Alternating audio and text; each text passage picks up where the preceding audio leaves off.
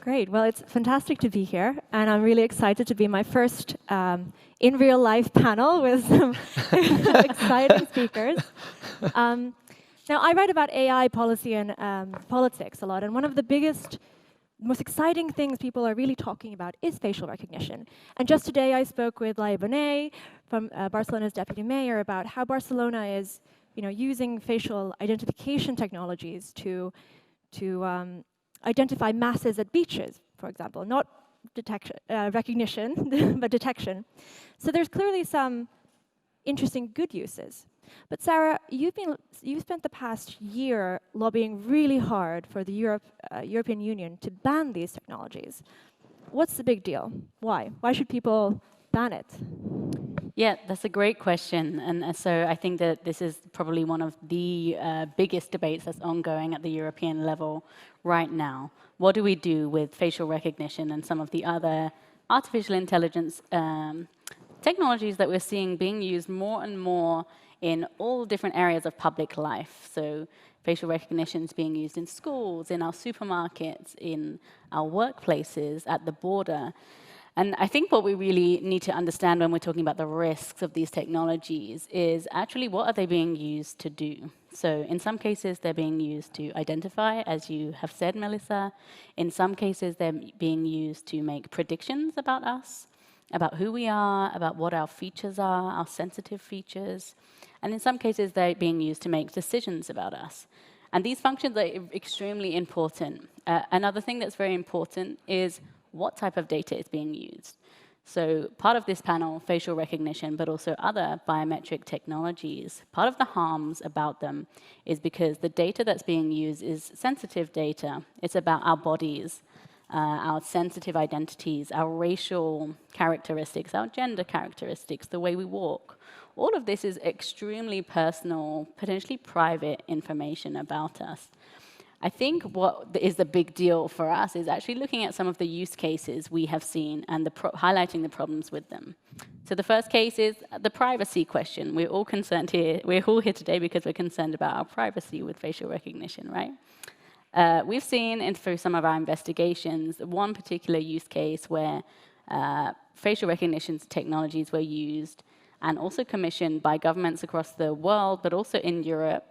For example, the Italian government in 2017 commissioned a facial recognition technology in the contracting agreements that it used. One of the purposes that it said it would be use at public demonstrations, protests. So can you imagine? We've just had 2020 go by. Many of us were at Black Lives Matter protests. I myself was in them. In the near future, imagine the government changes. Imagine a government does not like anti-racism organizing or does not like pro-abortion organizing.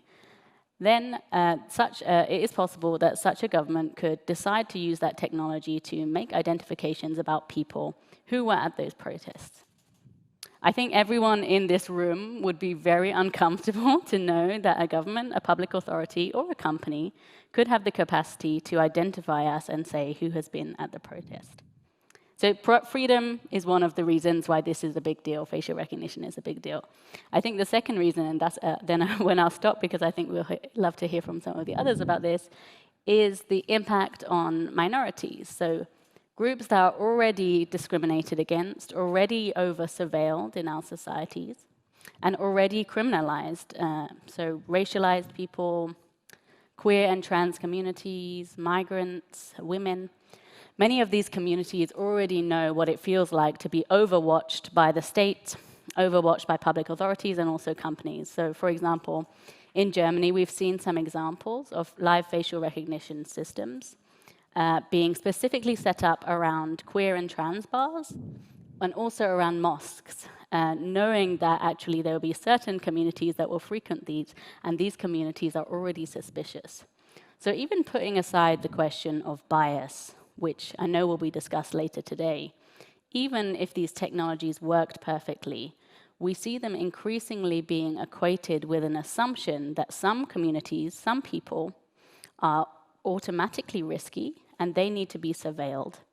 Now, this narrative that is really equating surveillance with safety is something I think that we should really, really seek to contest. Mainly because, and as Tawana Petty, the US activist, the incredible activist from the US and racial justice activist has really said, surveillance isn't safety. And we really need to contest this notion that we need more and more high-tech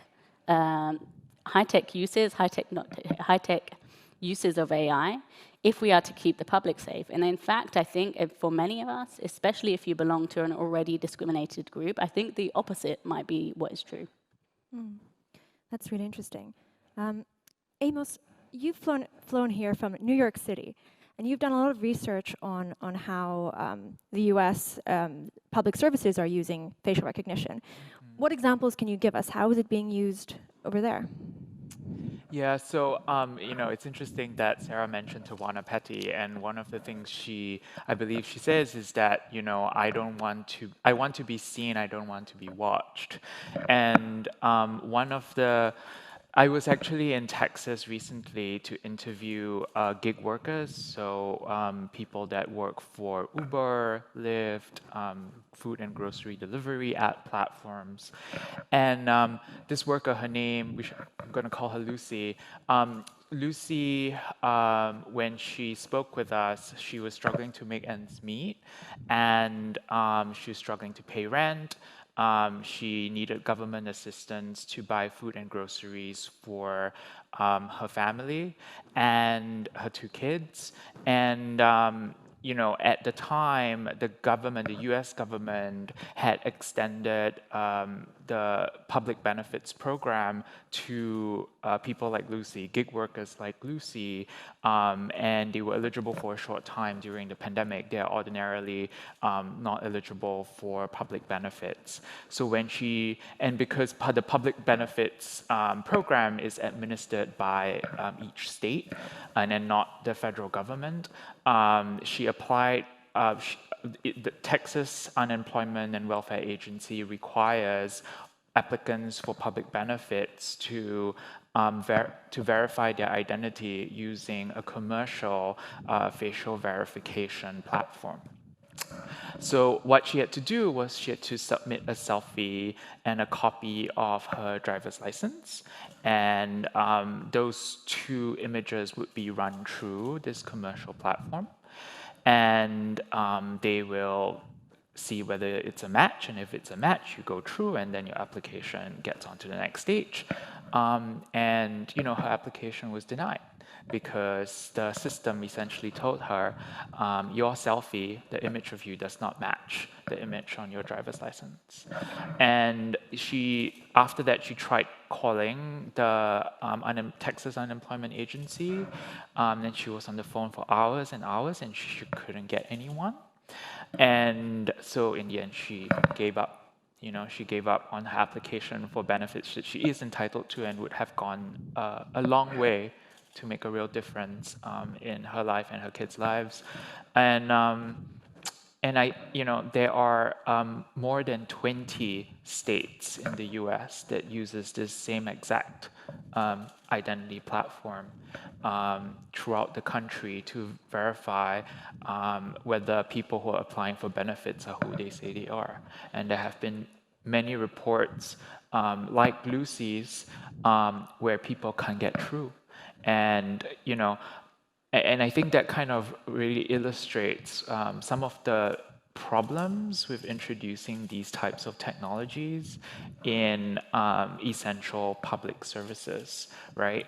I think there's a big question of whether they are appropriate, right? And where do the facial images go? Are they an untapped database potentially for other government agencies like law enforcement? I think that kind of data sharing rules are not really clear.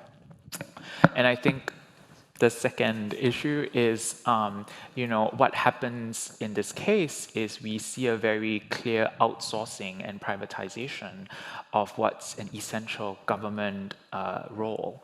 And, essentially the state bears ultimate duty to people to secure and make sure that they get the benefits and services they need. But in this case, because it was outsourced to a company, even the appeals process was outsourced to a company for the large part, the state essentially has shirked their obligation to protect people's rights. So I think there are many questions and problems and challenges raised by the introduction of these technologies. Have you seen examples of this elsewhere outside the US, for example, in Europe? So yeah, we just kind of put out a comparative analysis of how algorithmic decision making is being used in welfare and social protection programs in Europe. And the one country that uses facial identification, which is different from facial verification, to vet people's applications is in Ireland. So the Irish Welfare Agency requires welfare beneficiaries to apply for an digital identity document known as the Public Services Card in order to access services. As part of that application process, they have to take a photo, and the photo is run through the government's facial matching software to make sure that there are no duplicate or fraudulent applications. And unfortunately, we know very little about the system and who is supplying it, like what the accuracy rates are, what the rates of bias are. We only at this point know that it exists and has created a lot of concern. The European Union is working on banning these kinds of, or limiting facial recognition technology. And for those who are not familiar, the European Commission presented in the spring the AI Act, which restricts the use of facial recognition technologies in public places from law enforcement, unless it is to fight serious crimes such as terrorism. Now, Brando, you're in charge of amending this bill in the European Parliament, and you're about to enter some intense negotiations. Where do you stand? Do you think this approach is the right one? Anything lacking that you would like to see more of? I will be very clear. The European Parliament, in the way it works in the legislative process of the European Union, is the strongest voice for the fundamental rights of citizens. I think it should play its role in this sense to the maximum extent. So, as I know, because I started already talking with the ministers, with the governments that will be working on the other side of the legislative process, because in the European Union you need Parliament and the Council of the Governments to agree on a text of a law for it to be a European law. In this case, we need to underline it, it's a regulation proposal. So it's the strongest law that the European Union can decide on. It means that when it's approved, it's the same for all the 27 member states. There is no adaptation in the national parliaments. It's that for everyone. So as the governments are timid on this, they are, even some are already saying the Commission with these limitations has been too restrictive, especially the interior ministers are pushing. So I think that for having said all of this, then it's of utmost importance that the Parliament takes a very strong stance. I would say if it should work to amend the regulation to ban these technologies with no exceptions. Because I know it will be very difficult to keep it like that, because we will need to negotiate with the governments. But at least we should take a very, very clear stand. Because, as you explained, in the present text, the usage is restricted. But the text allows for a lot of interpretation. Because when you look at serious crime, as terrorism, we just heard examples of how you can interpret. We have seen, in this sense, any form of mobilization for different objectives. It's very much influenced the way also the judiciary would interpret by the political climate. This is what we are talking about when we are now contesting from the European Union side the way Poland is acting. And so things will change. Things might change, but everywhere. So we need to have a very strong and clear legal framework. And I want also, as we heard about that in the last intervention, we also need to look at how this is done in the workplaces. Because one thing I want to underline is that in the present text, we don't have any involvement of social partners, of those that represent employers, but especially workers, that are the weakest part in this context.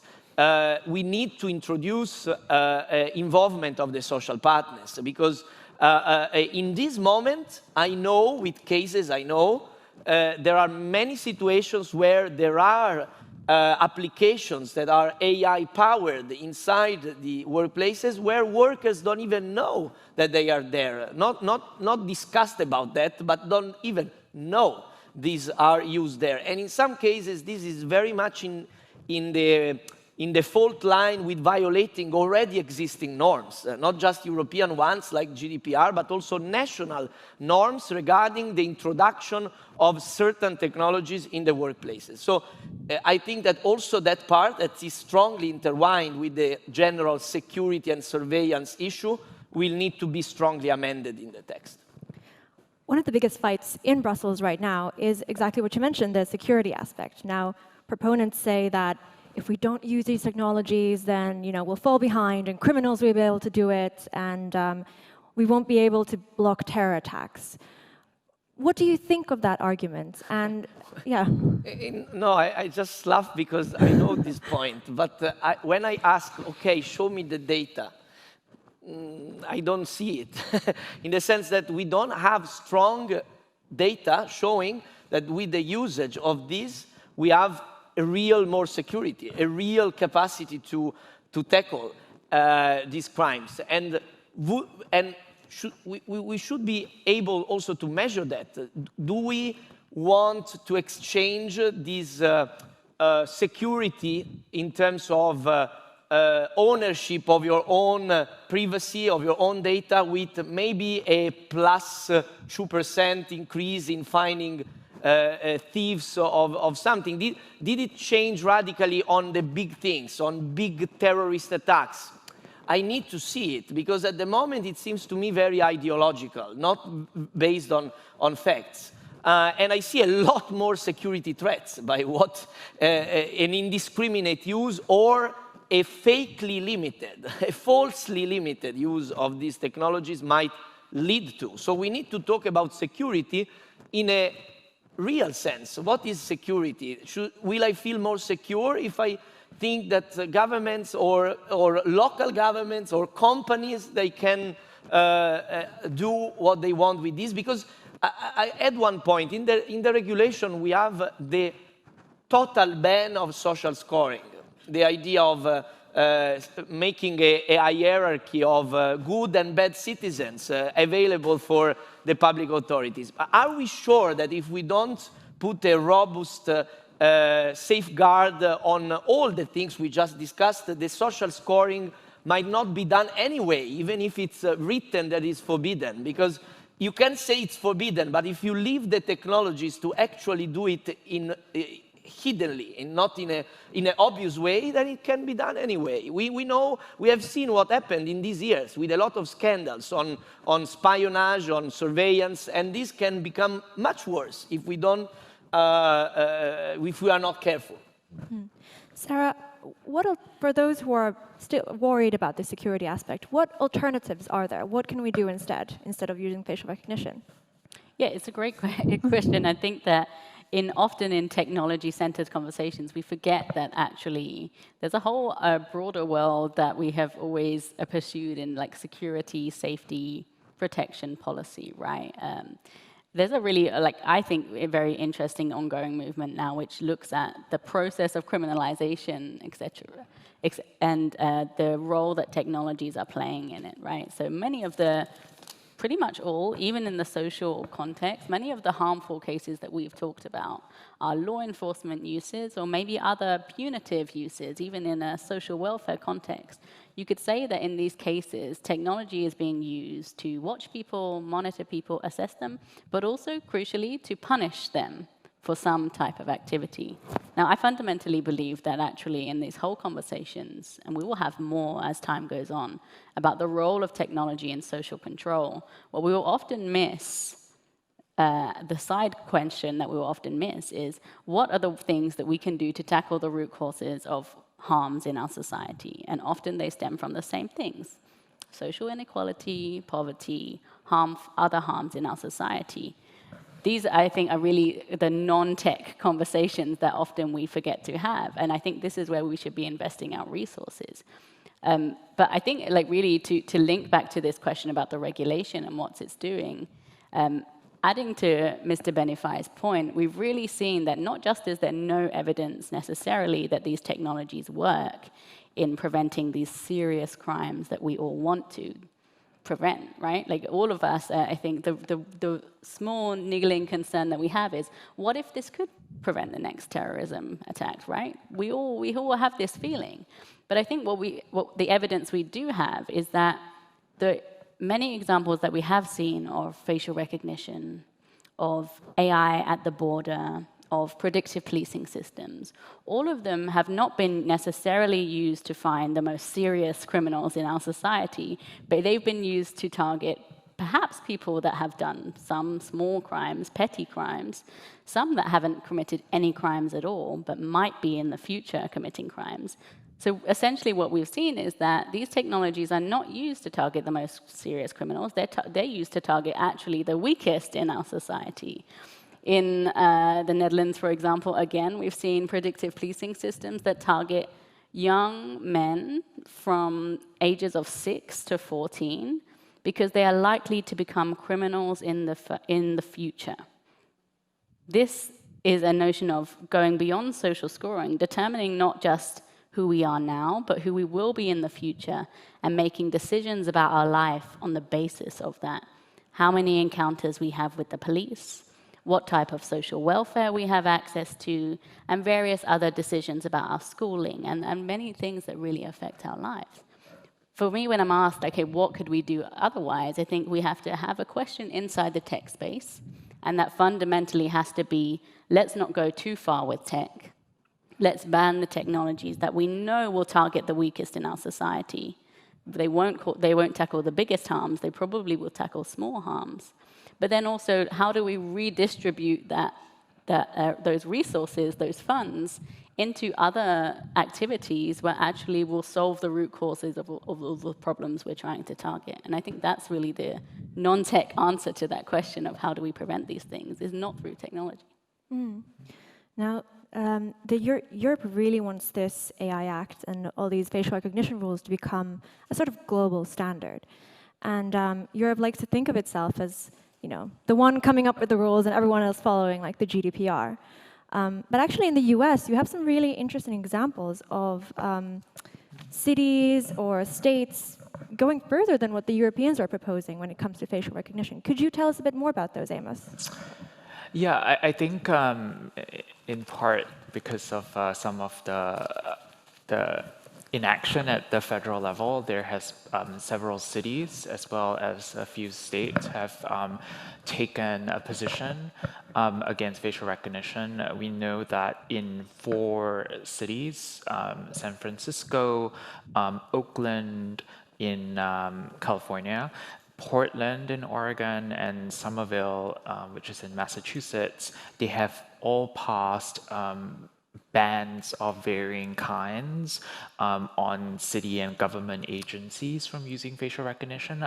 I would say that one of the broadest bans on the technologies in Portland, which not only bans city agencies from using the technology, but also bans private users in quote-unquote places of public accommodation, so like grocery stores. And then in a couple of states, like in Maine and well, in Maine, they have actually banned certain uses of facial recognition by government agencies. In California, they have a 3-year moratorium that began last year on government uses of facial recognition technology.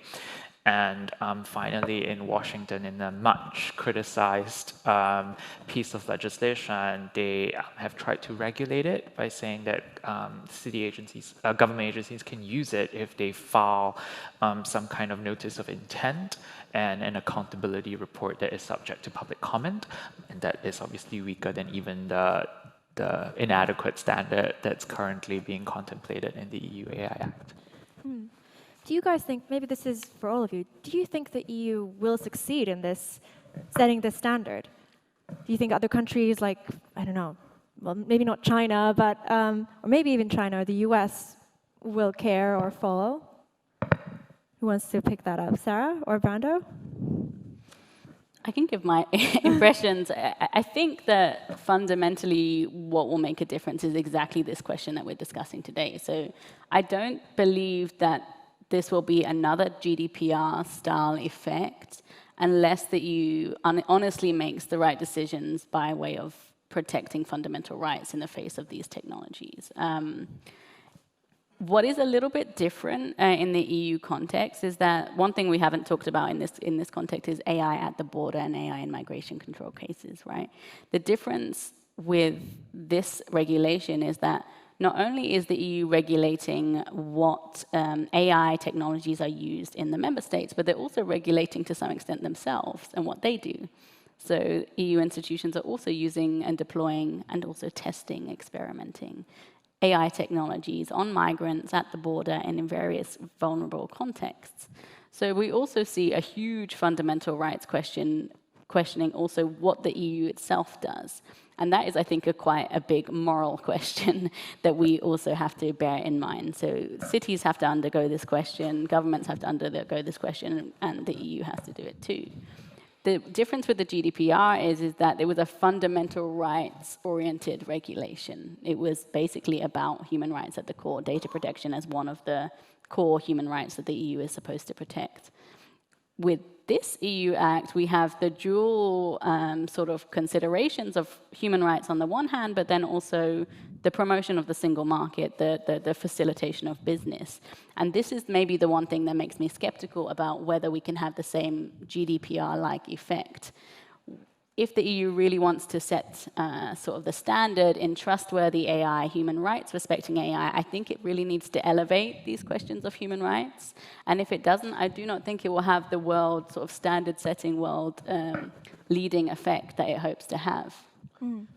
I think this analysis is very clear, and I can agree to it in the sense that what for sure will happen if we do our work properly is that these decisions on this act will spark a debate also elsewhere, because what we are trying to pursue, at least from the Parliament side, also by ameliorating the text, is that we preserve our peculiarity, on which, however, other contexts, other countries are now discussing the peculiarity of the Europe space as it is today, that is of having freedoms, civil rights, political freedom, together with the welfare system, with the social system. So we are looking at how we can avoid what we heard about using these technologies to stop any possibility of redress and of finding justice in front of people that might need to be recognized a specific right, a specific entitlement by the state. So we don't want these technologies to dismantle our welfare system, rather ameliorate it, make it more efficient, but not instead being also a subtle way to destroy it. And at the same time, on the fundamental rights aspect of the freedoms, we want not to destroy the system that we see being questioned also from inside the EU by political movements, by governments, and we don't want the AI to help this process, but rather to be able to, again, empower citizens. So I agree that these aspects that need to be put in the context of the regulation of the single market, because this is the regulation on AI is a single market regulation, the way it's also organized as a legal text, but it will need to take all these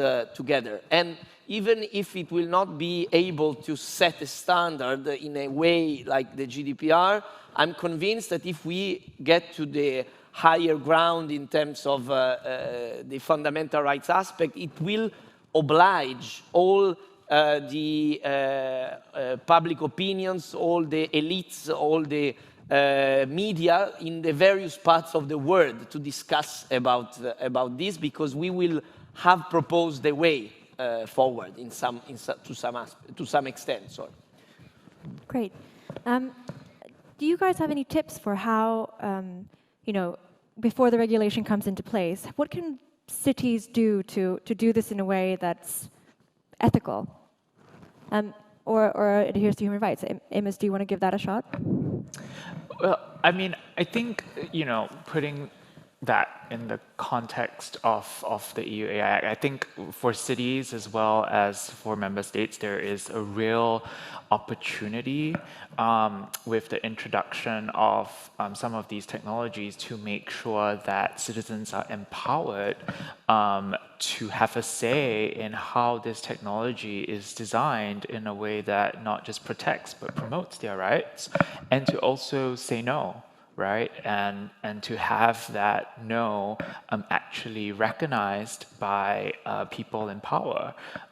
For example, when it comes to facial recognition in public places, in kind of the area where I work in like the welfare and workers' rights context, we recognize that tech upgrades are sometimes needed to improve the delivery of essential public services.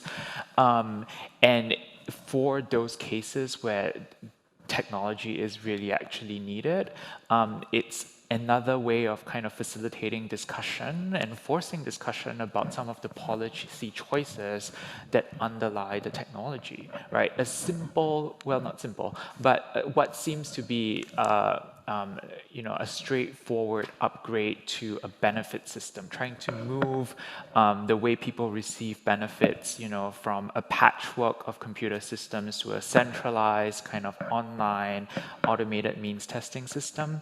Now that is actually a real change that can have great effects on people's access to benefits and how their benefit payments from month to month.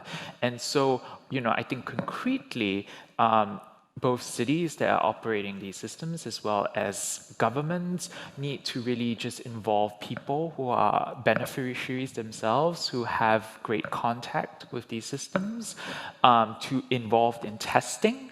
And the other kind of unseen, really, almost like invisible population sometimes, which is really not, which I think is workers. Frontline workers, people who work in welfare agencies that actually deal with people claiming benefits, that help people navigate public services, welfare rights advisors at nonprofit groups that, deal with people who have problems accessing their benefits. Sometimes these systems cause them a lot more strain than actually helping them, because the systems are so rigid and they can't actually correct an error in the system that, because it's so centralized in that way. And so I think involving those workers, is early on in the design of those systems is both protection for their rights as workers, right, to safe and healthy working conditions, and also ultimately a strong safeguard for the people this technology is supposed to help. Brando, I saw you smiling and nodding. Now, you mentioned earlier that you would like to involve more worker representation in the AI Act. What would that look like? No, I was nodding because I think this is these stories and these examples show that in the end the AI at the moment is often not so intelligent. we need to be aware that there is a bias, there is a risk of discrimination and of just not work properly. So the issue of the possibility to redress and to find a possibility of human action on the various applications that can be welfare benefits, it can be the access to getting like a loan from a bank or other issues. We need to be sure that there is this possibility to find some redress. And in general, I think that we need to build trust.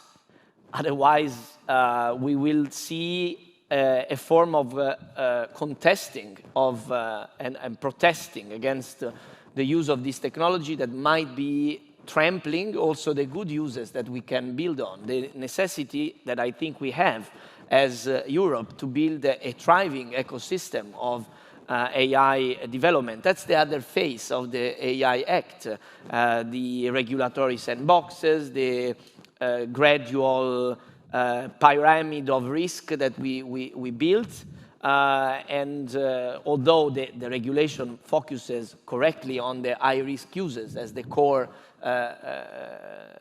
part of the text on what we want to regulate. And I think that if we can build trust with citizens, trust with institutions, also local institutions, and trust with those that want to experiment with AI, to develop new business models, to develop new also technologies that can help citizens, that can help civil society thrive, I think we have done a good job. And that inspiration must not stay on paper, because obviously, I mean, the European Commission is insisting on that all the time, on wanting to build a trust-based environment. But then, I give you an example. I had, and I understand her position, I see the pros and cons, but I had an exchange with Vice President Vestager on the issue of the certification. Because that's my opinion, we will need to work on that in the Parliament, but I can tell you there is a debate already in Parliament on whether it will be okay to keep as it is today in the text. We have some doubts, it can stay like that almost every high-risk use will be deployed with a self-certification by the creator. So we can only find much later on with market surveillance procedures if the usage is not okay, if it has discriminatory bias in the algorithm, if there is the violation of some of the parameters that we have in the regulation. So we are thinking of seeing if, when we have the fundamental rights involved, to have some ex-ante fundamental rights certification and check. We will see how it can be done. We have third-party organizations. We have the national agencies. It needs to be well thought, okay? Because it can otherwise be a big burden to stop the development of AI. But we are a bit doubtful that we can just say that we can introduce AI to decide on welfare and in a way that might not be able to have a human correction, that it might be creating a lot of problems. And then we find that 2 years after, with the media investigation, that we have hundreds of families that lost their benefits because, and okay, but their lives are ruined in the meantime. And we cannot afford to find only after the disaster happened. So, because in these days, again, we are reading what happened in the Netherlands with children that were removed from their families. So, as I said, AI seems not to be always totally intelligent when we look at these things. And so we need to be able to not allow these to be treated as a product like all the others. You put your self-certification, you bring it to the market, and that's it. Because I was told by the Vice President that we need to do this to build a culture of the developers, to build volume. Okay, but I think we can maybe find some middle ground between the different interests on the table. Yeah, I mean, you know, I'm very familiar with her comments, and I think it stems from this idea that, Europe is falling behind the US and China in technology. But Sarah, what do you think? How can we, protect fundamental rights without actually falling behind, without slowing down innovation? Yeah, it's a great question. I think this is what maybe we're all here to figure out today.